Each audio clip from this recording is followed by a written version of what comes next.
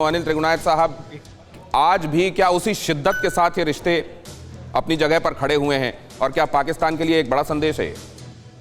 जी हाँ, ये आप बिल्कुल सही कह रहे हैं कि जो रिश्ते आज हमारे बांग्लादेश के साथ हैं वो शायद जिसको कहें कि सबसे पूरे साउथ एशिया में सबसे स्ट्रॉन्ग हैं, सबसे मजबूत रिश्ते हैं।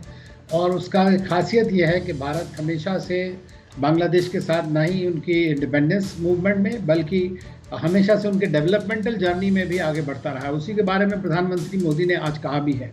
और पिछले आप देखें तो 50 सालों को तो है ही, उस बीच में दूसरी गवर्नमेंट्स भी आई और उन्होंने थोड़ा एंटी इंडिया स्टांस भी लिया। लेकिन पिछले अगर 12-13 सालों में अगर आप देखें, जब से शेख हसीना ने बनी है प्राइम मिनिस्टर, तो उन्होंने बड़ी पूरी कोशिश की है कि भारत के साथ रिश्ते आगे बढ़ते जाएं। और अभी हमारे जो रिश्ते हैं वो कनेक्टिविटी हो या P2P कनेक्ट हो या हमारे डिफेंस सिक्योरिटी में हो या कैपेसिटी बिल्डिंग के एरिया में हो या ट्रेड इन्वेस्टमेंट में हो, हर चीज़ में जिस तरह भी अगर आप देखें तो रिश्तों में ऊपर की तरफ भी बढ़े हैं। दूसरी चीज़ ये है कि बांग्लादेश खुद इतनी तरक्की कर गया है कि इस वक्त साउथ एशिया में ये एक तरह से इनका मुकाम हासिल किया है उन्होंने, और ये एक बात जो है फेलिसिटेट करने की है उनको।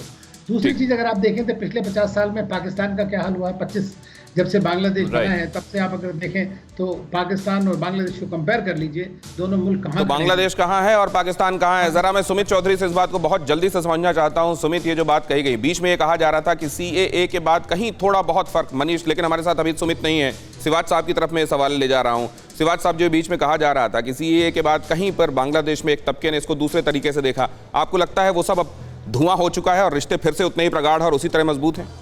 बिल्कुल ठीक, इसमें कोई शक नहीं। दिनेश, वो जो गलतफहमी पैदा हुई थी NRC और सिटीजन अमेंडमेंट एक्ट में, वो अभी पूरी तरीके से बिल्कुल नागार हो गई है, क्योंकि समझ आ गया कि ये जो हमारा अंदरूनी मामला है और इसके साथ बांग्लादेश का कोई कनेक्शन नहीं है। मगर एक दो चार बातें बहुत इंपॉर्टेंट है। भारत और बांग्लादेश की जो रिलेशन, वो जो 12 साल में बहुत आगे बढ़े हैं और ट्रेड और कनेक्टिविटी जिस तरीके से बढ़ी है वो काबिल तारीफ है। और मिलिट्री टू मिलिट्री जो रिलेशन बढ़, जिसके कारण कि क्या है कि हमारी ट्रेनिंग, हमारी एक्सरसाइज इकट्ठी होंगी बांग्लादेश की आर्मी और एयरफोर्स और नेवी के साथ। हमारे से कुछ हथियार जो वो चीन से पहले लेता था वो भारत से अभी स्टार्ट कर दिए। तेजस में भी उन्होंने इंटरेस्ट दिखाया है। राइट सर, इसी तरीके से ये जो एक अहम इंफॉर्मेशन सर, वक्त कम है इसलिए उस तरफ मैं आपको लिए चलता हूँ। फिक्र आपकी, सोमवार से शुक्रवार रात 9 बजे सिर्फ TV9 भारतवर्ष पर।